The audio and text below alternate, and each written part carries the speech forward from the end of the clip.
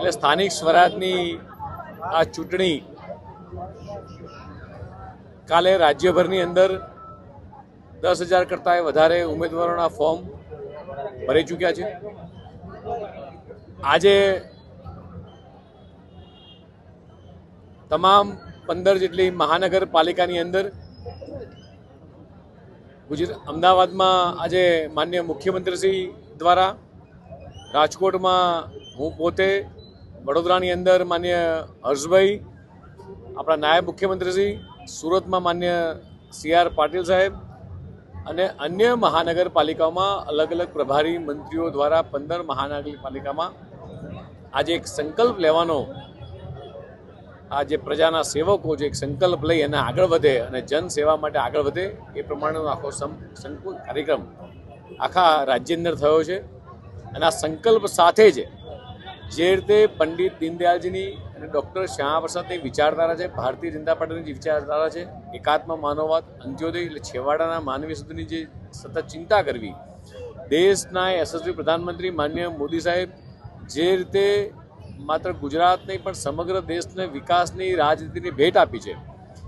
એ જ આ વિકાસની રાજનીતિ ગુજરાતના મુખ્યમંત્રી માનનીય ભૂપેન્દ્રભાઈ પટેલે સતત અવિરત પ્રયાસથી ચાલુ રાખી છે। અને જ્યારે સ્થાનિક સ્વરાજની ચૂંટણી છે ત્યારે આખા રાજ્યના તમામે તમામ પ્રજાસેવકો એ પ્રજાના કાર્યોમાં જોડાય, કેન્દ્ર સરકારની અને રાજ્ય સરકારની તમામ સરકારી યોજનાઓ એ છેવાડાના માનવી સુધી પહોંચે, વિકાસ ગામડાઓ સુધી, દરેક વિસ્તાર સુધી વિકાસ પહોંચે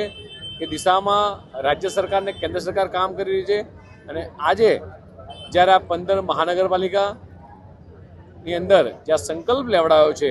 અને આ જ કાર્યકર્તાઓ સતત પ્રજાની વચ્ચે રહી પોતાના 5 વર્ષની કારકિર્દીનો હિસાબ આપતા હોય છે અને એમાં આગળ વધે અને ગુજરાત રાજ્યના તમામે તમામ ઉમેદવારોએ, ભારતીય જનતા પાર્ટીના તમામે તમામ ઉમેદવારોએ જે ફોર્મ ભરે છે તેમાં ભવ્યથી ભવ્ય વિજય મેળવે।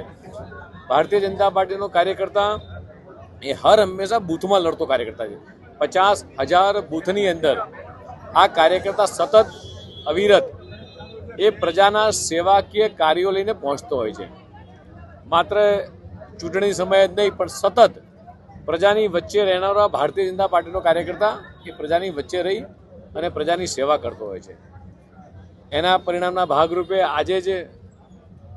જે મુજબ માહિતી મળે છે, ચૂંટણી પંચ કદાચ સાંજે ડિક્લેર કરશે પણ 135 કરતાં વધારે જગ્યાએ બિનહરીફ સીટો એ થઈ છે। ચોક્કસ આંકડો ચૂંટણી પંચ આપશે પણ જે રીતે માહિતી મળી રહી છે એ રીતે આખા રાજ્યભરમાંથી અલગ અલગ તાલુકા પંચાયત હોય, જિલ્લા પંચાયત હોય, નગરપાલિકા હોય, આની અંદર આજે વિપક્ષો દ્વારા જે જનસમર્થન એમને નથી મળતું, સતત વિપક્ષને માત્ર ચૂંટણી સમયે દેખાવાનું, ચૂંટણી પતી જાય એટલે જતા રહેવાનું, આ પ્રજાને ચોક્કસ ખ્યાલ છે અને એટલા જ માટે ગુજરાતની